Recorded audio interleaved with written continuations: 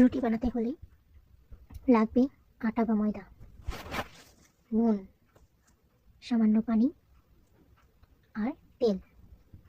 একটি পাত্র চুলায় বসিয়ে তার মধ্যে একটু গরম পানি বসিয়ে তার মধ্যে নুন আর তেল দিয়ে সামান্য পরিমাণ তেল দিতে হবে এবং সামান্য পরিমাণ নুন দিতে হবে, দিয়ে কিছুক্ষণ গরম করতে হবে।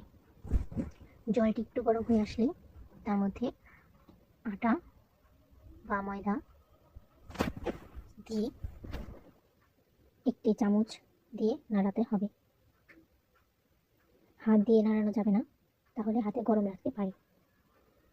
চামচ দিয়ে নাড়িয়ে দলা পাকিয়ে আসলে, একটু ঠান্ডা হয়ে এলে হাত দিয়ে রুটিটিকে মেখে নিতে হবে। মাখিয়ে একটা দলার মতো পাকিয়ে নিতে হবে।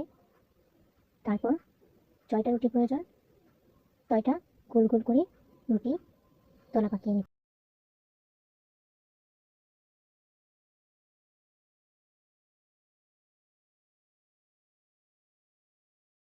অল্প একটু আটা বা ময়দা অতিরিক্ত নিয়ে রুটি বেলা শুরু করতে হবে। রুটিটি গোল করে বেলতে হলে অল্প আটা ময়দা গোল আটাটার মধ্যে বা ময়দাগুলোর মধ্যে বসিয়ে বেলে নিতে হবে। বেলে গোল গোল তৈরি করতে হবে রুটি। এভাবে আস্তে আস্তে সবগুলো গোল দলাগুলো গোল গোল করে রুটি বানিয়ে নিতে হবে। বেলার সময় অবশ্যই রুটিটি বেলনিতে লেগে যেন না যায় সেদিকে খেয়াল রাখতে হবে।